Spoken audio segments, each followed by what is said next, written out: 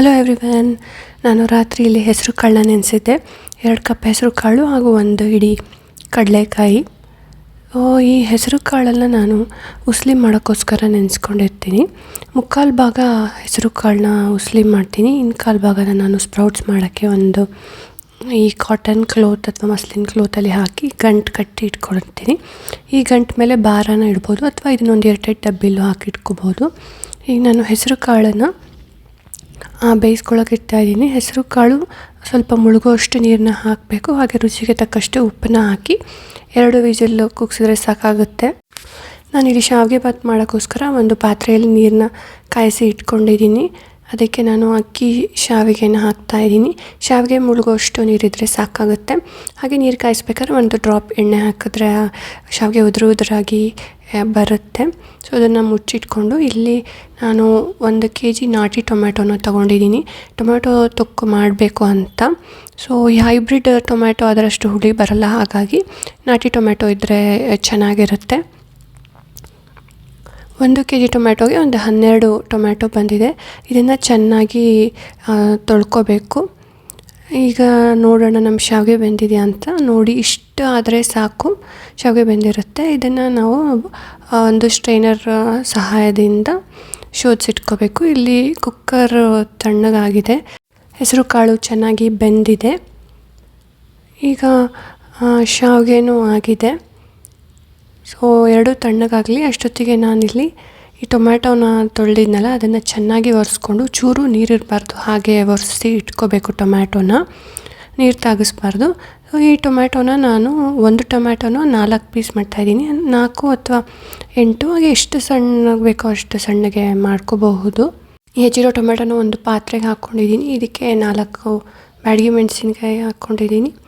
ಹಾಗೆ ಹುಳಿ ಬೇಕಲ್ವ, ಸೊ 1 ನಿಂಬೆ ಹಣ್ಣಿನ ಗಾತ್ರದಷ್ಟು ಹುಣಸೆಹಣ್ಣನ್ನು ತೊಗೊಂಡಿದ್ದೀನಿ. ಟೊಮೆಟೊಲಿ ಆಲ್ರೆಡಿ ಹುಳಿ ಇರುತ್ತೆ, ಬಟ್ ಹುಣಸೆಹಣ್ಣಿನ ಹುಳಿ ಚೆನ್ನಾಗಿರುತ್ತೆ. ಹಾಗೆ ರುಚಿಗೆ ತಕ್ಕಷ್ಟು ಉಪ್ಪನ್ನು ಹಾಕಿ ಇದನ್ನು ನಾನು ಒಂದು ಸತಿ ಈ ಥರ ತಳಮೇಲು ಮಾಡಿ ಒಂದು 4 to 5 hours ಇದು ನೆನಿಬೇಕು. ಹಾಗೆ ಬೆಳಗ್ಗೆ ನೆನೆಸಿದ್ರೆ ಸಂಜೆ ಮಾಡ್ಕೋಬಹುದು. ಶಾವಿಗೆ ಬಾತ್ಗೋಸ್ಕರ ನಾನಿಲ್ಲಿ ಕಾಯಿನ ತುರ್ಕೊತಾ ಇದ್ದೀನಿ. ಇದು ನನ್ನ ಫೇವ್ರೆಟ್ ಟೇಬಲ್ ಟಾಪ್ ಪೀಳಿಗೆ ಮಣೆ. ನನಗೆ ಇದರಲ್ಲಿ ಕಾಯಿ ತುರಿಬೇಕು ಅಂದರೆ ತುಂಬ ಇಷ್ಟ. ಕಾಯಿ ತುರಿ ರೆಡಿಯಾಗಿದೆ. ಈಗ ಶಾವಿಗೆ ಬಾತಿಗೆ ನಾನು ಕ್ಯಾರೆಟ್ ಮತ್ತು ಬೀನ್ಸ್ನ ತೊಗೊಂಡಿದ್ದೀನಿ. ಬಟಾಣಿ ಬೇಕಿದ್ರೆ ಹಾಕೋಬೋದು. ಹಸಿ ಬಟಾಣಿ ಹಾಕಿದ್ರೆ ಚೆನ್ನಾಗಿರುತ್ತೆ. ಸೊ ಬಟಾಣಿ ಇರಲಿಲ್ಲ, ನಾನು ಅದಕ್ಕೆ ಕಡಲೆ ಬೀಜನ ಯೂಸ್ ಮಾಡ್ತಾಯಿದ್ದೀನಿ.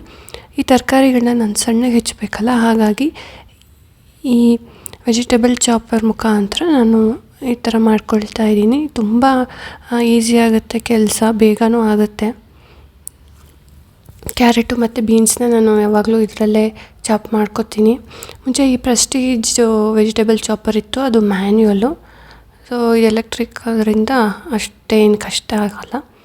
ಸೊ ಬಾಣಲೆನ ಕಾಯಕ್ಕೆ ಇಟ್ಟಿದ್ದೀನಿ. ಅದಕ್ಕೆ ಕುಕ್ಕಿಂಗ್ ಆಯಿಲ್ನ ಹಾಕ್ಕೊಳ್ತಾ ಇದ್ದೀನಿ. ಅದು ಬಿಸಿ ಆದಮೇಲೆ ಕಡಲೆ ಬೀಜನ ಹಾಕಿ ಒಂದು ಸತಿ ಕೆಂಪಗಾಗೋಷ್ಟು ಹುರಿದು ನಾನು ಎತ್ತಿಟ್ಕೊಳ್ತೀನಿ. ಯೂಶಲ್ರಿ ಯಾವಾಗಲೂ ಶಾವಿಗೆ ಬಾತ್ ಮಾಡ್ತಾನೆ ಇರ್ತೀನಿ. ನಾನು ಹಿಂದೆ ಎಷ್ಟೊಂದು ವ್ಲಾಗ್ಸಲ್ಲೂ ಐ ಥಿಂಕ್ ತೋರಿಸಿದ್ದೀನಿ. ಅದೇ ಥರನೇ ಮಾಡ್ತೀನಿ. ಕಡಲೆ ಬೀಜನ ಹುರಿದು ಎತ್ತಿಟ್ಕೊತೀನಿ. ಆಮೇಲೆ ಆ ಬಾಣಲೆ ಹೇಗೂ ಕಾದೇ ಇರುತ್ತಲ್ಲ ಎಣ್ಣೆ, ಅದಕ್ಕೆ ಸಾಸಿವೆ ಹಾಕ್ತೀನಿ. ಸಾಸಿವೆ ಸಿಡಿದ್ಮೇಲೆ ಜೀರಿಗೆ, ಹಸಿಮೆಣಸಿನ್ಕಾಯಿ, ಕರಿಬೇವು ಅದೆಲ್ಲ ಸ್ವಲ್ಪ ಬಾಡಿಸ್ಕೊಂಡು ಆಮೇಲೆ ಹೆಚ್ಚಿರೋ ಅಂಥ ಕ್ಯಾರೆಟ್ ಮತ್ತು ಬೀನ್ಸ್ನ ಹಾಕಿ ಹುರ್ಕೊತೀನಿ. ಅದಕ್ಕೆ ಉಪ್ಪು ಹಾಕ್ತೀನಿ. ಉಪ್ಪು ಹಾಕಿ ಬೇಯಿಸ್ಕೊಳ್ತೀನಿ. ಹೇಗೂ ಸಣ್ಣಗೆ ಹೆಚ್ಚಿರ್ತೀವಲ್ಲ, ಅದು ಬೇಗ ಬೆಂದುಬಿಡುತ್ತೆ. ಅದಕ್ಕೇನು ಟೈಮ್ ಬೇಡ. ನೋಡಿ, ತರಕಾರಿ ಬೆಂದಿದೆ. ಈಗ ನಾವು ಶೋಧಿಸಿಟ್ಕೊಂಡಿರೋ ಅಂಥ ಶಾವಿಗೆನ ಇದಕ್ಕೆ ಹಾಕಿ ಸಣ್ಣಗೆ ಹೆಚ್ಚಿಟ್ಕೊಂಡಿರೋ ಅಂಥ ಈ ಕೊತ್ತಂಬರಿ ಸೊಪ್ಪು, ಕಾಯಿ ತುರಿ, ಹಾಗೆ ಸ್ಟವ್ ಆಫ್ ಮಾಡಿ ನಿಂಬೆಹಣ್ಣನ್ನು ಹಾಕಿದ್ರೆ ಶಾವಿಗೆ ಬಾತ್ ಮಾಡೋದು ಎಷ್ಟು ಸುಲಭ ಅಲ್ವಾ. ನನ್ನ ಫೇವ್ರೆಟ್ ಶಾವಿಗೆ ಬಾತ್. ನಿಮಗೂ ಇದು ಫೇವ್ರೆಟ್ ಆಗಿದ್ದರೆ ಕಮೆಂಟ್ ಮುಖಾಂತರ ತಿಳಿಸಿ. ಶಾವಿಗೆ ಬಾತ್ ಆಯಿತು. ಈಗ ಹೆಸರು ಕಾಳು ಉಸ್ಲಿಗೆ ನಾನು ಈ ಪ್ರೊಸೀಜರ್ ನಿಮಗೆ ಗೊತ್ತೇ ಇರುತ್ತಲ್ವ. ಬಾಣಲೆಯಲ್ಲಿ ಎಣ್ಣೆ ಕಾಯಕ್ಕೆ ಇಡೋದು, ಅದಕ್ಕಾದ್ಮೇಲೆ ಸಾಸಿವೆ ಹಾಕೋದು, ಸಾಸಿವೆ ಸಿಡಿದ್ಮೇಲೆ ಕರಿಬೇವು, ಹಸಿಮೆಣಸಿನ್ಕಾಯಿ ಹಾಕೋದು, ಈರುಳ್ಳಿ ಹಾಕೋದು, ರುಚಿಗೆ ತಕ್ಕಷ್ಟು ಉಪ್ಪು ಹಾಕಿ ಚೆನ್ನಾಗಿ ಬಾಡಿಸಿ ಆಮೇಲೆ ಬೆಂದಿರೋ ಅಂಥ ಕಾಳನ್ನ ಹಾಕೋದು, ಅರಿಶಿನ ಹಾಕಬೇಕು. ಆಮೇಲೆ ಕೊತ್ತಂಬರಿ ಸೊಪ್ಪು ಹಾಗೂ ನಿಂಬೆ ರಸನ ಹಾಕಿ ಚೆನ್ನಾಗಿ ಮಿಕ್ಸ್ ಮಾಡಿದ್ರೆ ಹೆಸರು ಕಾಳು ಉಸ್ಲಿ ರೆಡಿ ಟು ಈಟ್. ಈಗ ನೀರು ಕುಡಿಯೋ ಟೈಮು. ಬರೀ ನೀರು ಯಾಕೆ ಕುಡಿಬೇಕು, ಹೇಗೂ ನಿಂಬೆಹಣ್ಣಿದೆ, ಆ ನೀರಿಗೆ ನಿಂಬೆಹಣ್ಣು ರಸ ಹಾಕ್ಕೊಂಡು ಚಿಟಿಕೆ ಉಪ್ಪು ಹಾಕ್ಕೊಂಡು ಕುಡಿದ್ರೆ ತುಂಬ ರಿಫ್ರೆಶಿಂಗ್ ಆಗಿರುತ್ತೆ. ಏನಂತೀರಾ?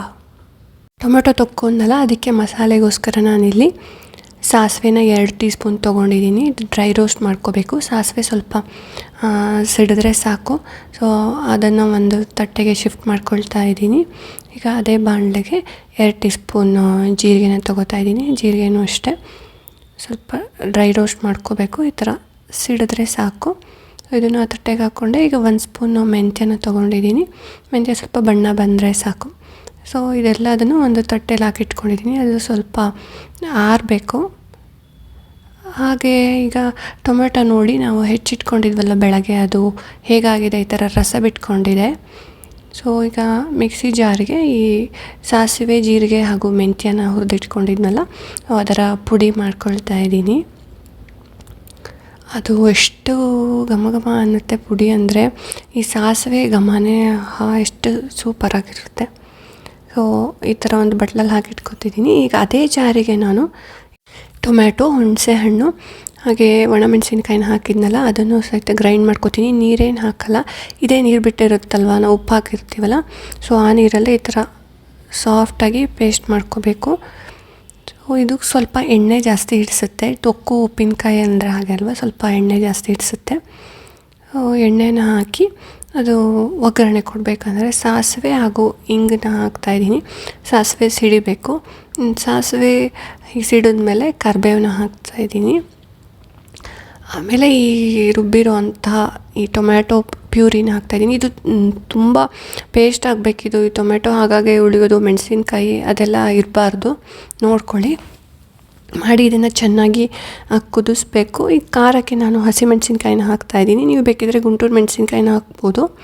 ಈ ಮಿಕ್ಸಿ ಮಾಡಬೇಕಾದ್ರೇ ನೀವು ಹಾಕ್ಬೋದು. ನೆನೆಸಿ ಇಟ್ಟಿದ್ವಲ್ಲ ನಾವು ಟೊಮ್ಯಾಟೊನ, ಆಗಲೇ ಬೇಕಿದ್ರೆ ಹಾಕ್ಬೋದು. ರುಚಿಗೆ ತಕ್ಕಷ್ಟು ಉಪ್ಪು, ಹಾಗೆ ನಾನು ಇಲ್ಲಿ ಕಾಶ್ಮೀರಿ ಚಿಲ್ಲಿ ಪೌಡರ್ನ ಹಾಕ್ತಾಯಿದ್ದೀನಿ ಬಣ್ಣಕ್ಕೋಸ್ಕರ. ಇದೇನಷ್ಟು ಖಾರ ಕೊಡಲ್ಲ. ಸೊ ಚೆನ್ನಾಗಿ ಕುದಿಸಿ ಪುಡಿ ಮಾಡಿರೋಂಥ ಪುಡಿನೂ ಹಾಕಿ ಚೆನ್ನಾಗಿ ಕೈ ಆಡಿಸ್ತಾ ಇರಬೇಕು. ಹಾಗೆ ಬೆಲ್ಲನೂ ಹಾಕ್ತಾಯಿದ್ದೀನಿ. ಹುಳಿ, ಉಪ್ಪು, ಖಾರ 3 ಬ್ಯಾಲೆನ್ಸ್ ಆಗಬೇಕಲ್ಲ, ಹಾಗಾಗಿ ಈ ನೀರಿನ ಅಂಶ ಎಲ್ಲ ಹೋಗೋಕ್ಕೆ ತುಂಬ ಟೈಮ್ ಬೇಕು. ಒಂದು ಅರ್ಧ ಗಂಟೆ ಆಗುತ್ತೆ ನೋಡಿ, ಈ ಥರ ಆಗುತ್ತೆ. ಇದು ಇನ್ನೊಂದು ಸ್ವಲ್ಪ ಎಣ್ಣೆ ಬಿಡಬೇಕು. ಅಷ್ಟೊತ್ತಿಗೆ ನಾನಿಲ್ಲಿ ಒಂದು ಬಾಳೆಕಾಯಿನ ತೊಗೊಂಡಿದ್ದೀನಿ. ಬಾಳೆಕಾಯಿ ಫ್ರೈ ಮಾಡೋಣ ಅಂತ ಬಾಳೆಕಾಯಿನ ಚೆನ್ನಾಗಿ ತೊಳೆದು ಈ ಥರ ಸಣ್ಣಗೆ ಹೆಚ್ಕೊತಾ ಇದ್ದೀನಿ. ಹಾಗೆ ಒಂದು ತಟ್ಟೆಯಲ್ಲಿ ಉಪ್ಪು, ಅರಿಶಿಣ ಪುಡಿ, ಹಾಗೆ ಖಾರದ ಪುಡಿ, ಜೀರಿಗೆ ಪುಡಿನ ಹಾಕಿ ಚೆನ್ನಾಗಿ ಮಿಕ್ಸ್ ಮಾಡಿಕೊಂಡು ಹೆಚ್ಚಿ ತೊಳೆದಿಟ್ಕೊಂಡಿರೋಂಥ ಬಾಳೆಕಾಯಿನ ಹಾಕಿ ಈ ಮಸಾಲೆ ಎಲ್ಲ ಕೋಟ್ ಆಗೋ ಥರ ಈ ಥರ ಕಲಸಿ ಇಟ್ಕೋಬೇಕು. ಬಾಳೆಕಾಯಿ ಫ್ರೈ ಮಾಡೋಕ್ಕೆ ನಾನಿಲ್ಲಿ ಬಾಣಲೆಯಲ್ಲಿ ಎಣ್ಣೆನ ಹಾಕಿ ಅದಕ್ಕಾದಮೇಲೆ ಹಿಂಗನ್ನು ಹಾಕಿ ಹಿಂಗಿನ ಘಮ ಬಂದಮೇಲೆ ಹೆಚ್ಚಿಟ್ಕೊಂಡಿರುವಂಥ ಬಾಳೆಕಾಯಿನ ಹಾಕ್ತಾಯಿದ್ದೀನಿ. ಮತ್ತು ಟೊಮ್ಯಾಟೊ ತೊಕ್ಕಾಗಿದೆ ನೋಡಿ, ಅದನ್ನ ಆ ಕಡೆ ಎತ್ತಿಟ್ಕೊಂಡಿದ್ದೀನಿ. ಸೊ ಈ ಬಾಳೆಕಾಯಿನ ಒಂದು ಸತಿ ಚೆನ್ನಾಗಿ ಈ ಥರ ಟಾಸ್ ಮಾಡಿ ಒಂದು ಸತಿ ಮಿಕ್ಸ್ ಮಾಡಿ ಸ್ವಲ್ಪ ನೀರನ್ನ ಚುಮುಕ್ಸಿ ಒಂದು ತಟ್ಟೆ ಮುಚ್ಚಿ ಒಂದು 5 ನಿಮಿಷ ಬಿಡಬೇಕು. ಆಮೇಲೆ ನೋಡಿದ್ರೆ ನೋಡಿ ಈ ಥರ ಬಣ್ಣ ಚೇಂಜ್ ಆಗಿರುತ್ತೆ ಬಾಳೆಕಾಯಿದು. ಈ ಥರ ಒಂದು ಬಾಳೆಕಾಯಿನ ಹಿಂಗೆ ಮುಟ್ಟಿದ್ರೆ ಅದು ಅರ್ಧ ತುಂಡಾಗಬೇಕು. ಬಾಳೆಕಾಯಿ ಫ್ರೈ ರೆಡಿಯಾಗಿದೆ. ನಾನು ಫ್ರಿಡ್ಜ್ ಆರ್ಗನೈಸಿಂಗ್ ಬಾಕ್ಸ್, ಈ ಥರ ಸೆಟ್ ಆಫ್ 6 ಬರೋವಂಥ ಬಾಕ್ಸ್ನ ಆರ್ಡ್ರ್ ಮಾಡಿದ್ದೆ. ತರಕಾರಿ ಸೊಪ್ಪನ್ನ ಅದರಲ್ಲಿ ಇಟ್ಕೊಳ್ಳೋ ಅಂಥದ್ದು. ಫ್ರಿಡ್ಜಲ್ಲಿ ಸ್ಪೇಸ್ ಸೇವ್ ಆಗುತ್ತೆ. ನಾನು ಜಿಪ್ ಪೌಚ್ನ ಯೂಸ್ ಮಾಡ್ತಾಯಿದ್ದೆ, ಇದು ಫಸ್ಟ್ ಟೈಮ್ ಇದು. ಸೊ ಹೇಗಿರುತ್ತೆ ಅಂತ ನೋಡಬೇಕು ಹೋಗ್ತಾ. ನೀವು ಇದನ್ನು ಯೂಸ್ ಮಾಡ್ತೀರಾ ಅಂದರೆ ಕಮೆಂಟ್ ಮುಖಾಂತರ ತಿಳಿಸಿ ಹೇಗಿದೆ ಅಂತ. ಈಗ ತೊಕ್ಕು ಹಾರಿದೆ ನೋಡಿ. ಇದನ್ನು ನಾನು ಒಂದು ಗಾಜಿನ ಬಾಟ್ಲಲ್ಲಿ ಸ್ಟೋರ್ ಮಾಡ್ಕೊಳ್ತಾ ಇದ್ದೀನಿ. ಇದನ್ನು ಪಿಂಗಾಣಿ ಬಾಟ್ಲಲ್ಲೂ ಸಹಿತ ಹಾಕಿಟ್ಕೋಬಹುದು. ಸ್ಟೀಲ್ ಡಬ್ಬಿಲಿ ಹಾಕ್ಕೊಳ್ಳೋದು ಬೇಡ ಅಂತ ಗಾಜಿನ ಬಾಟ್ಲನ್ನು ಚೆನ್ನಾಗಿ ತೊಳೆದು ನೀರಿನ ಅಂಶ ಇಲ್ಲದಿರೋ ಥರ ಒರೆಸಿ ಇನ್ನು ಹಾಕಿಟ್ರಾಯ್ತು. ಒಂದು 1/4 kg ಅಷ್ಟು ಆಗಿದೆ. ಇದಾಗಿತ್ತು ಇವತ್ತಿನ ನನ್ನ ವ್ಲಾಗ್. ನಿಮ್ಮೆಲ್ಲರಿಗೂ ಇಷ್ಟ ಆಗಿದೆ ಅಂತ ನಾನು ಭಾವಿಸ್ತಾ ಇದ್ದೀನಿ.